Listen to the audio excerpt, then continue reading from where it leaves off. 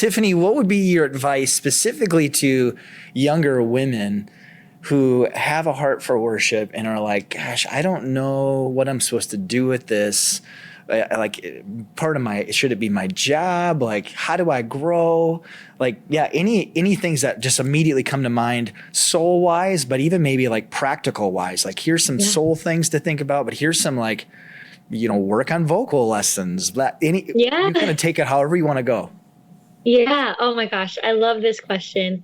I think the question of like, am I called to this versus do I just like to do this? Like, I don't know, all those things that kind of go through our heads that we wrestle with.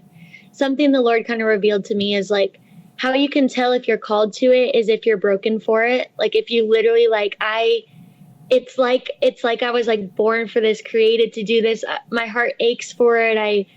It's where I feel the most fulfilled. And so I would say that's like something beautiful to pray about. And when it comes to worship leading, there's so many pieces of advice that are probably so helpful. I think the biggest thing for me is if you want to be a worship leader, first ask yourself, are you a worshiper? Like, forget the leader part. Are you a worshiper? Do you love to worship the Lord? And can you lead your own heart in worship? Like being in different hard seasons or situations, can you take your own heart in that hurting place and get it to be grateful and get it to sing praises to the Lord? Like, those are all things that I think are really important before stepping up on a platform and leading other people into worship. And hey, nobody has it figured out. Even though in this season I'm on a platform, it doesn't mean that I've mastered it or figured it out. But I think there are some beautiful processes the Lord can take us through before we're given that mantle of leading worship. And so, are you a worshiper?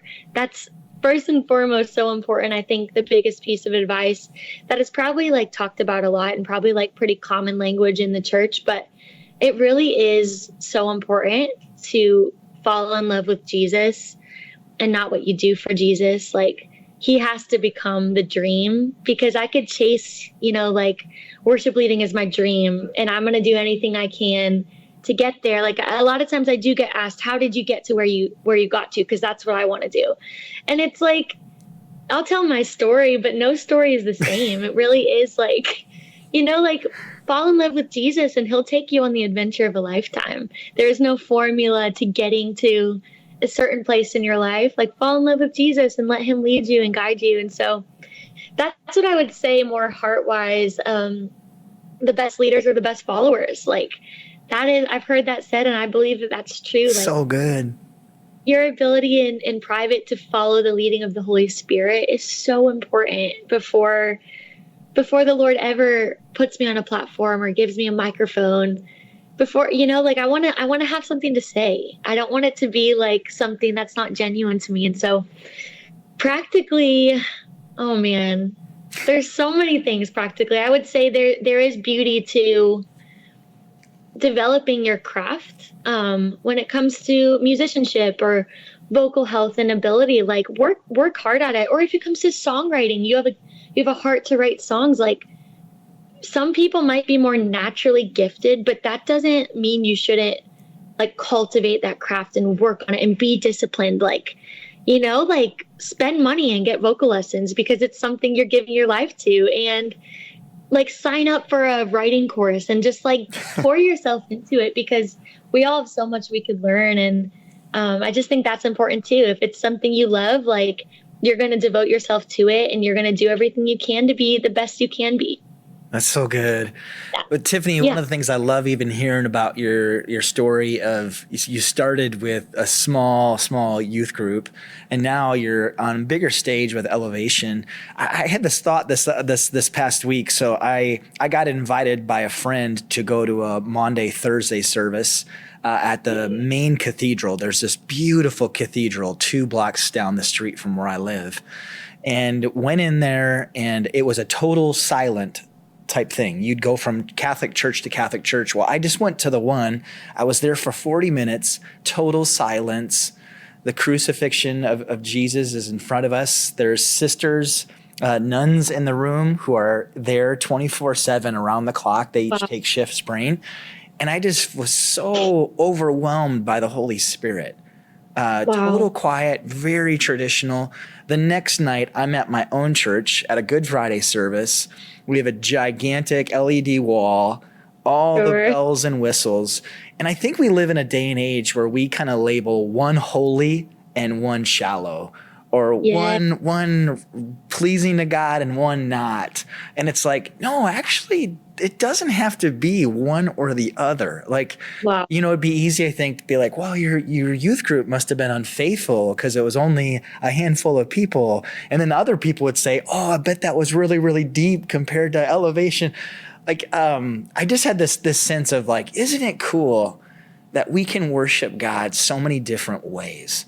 Yes. And both of them, I had a deep encounter with God and the Holy Spirit to the point of tears in both Wow. settings.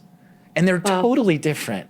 And yet I'm Yes. like, God, you're just so much bigger than we try to put you in these little Yes. boxes. And I don't know if that's something that you've felt from time to time. Even the church I pastor, I think oftentimes it's easy, like, oh, shallow, it's big, and blah blah blah.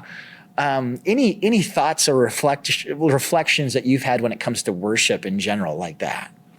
Oh my gosh. Well, I love hearing that because it's so true. Like we build these boxes and say this is where God moves, but who are we to say something like God who was here before our existence, like this is how he's going to move. Like I just love that you brought that up because like I was saying, like early on growing up, I had one of my most beautiful encounters with the Lord when I knew 4 chords on the piano, sitting in my parents' house alone Yeah. and encountering God.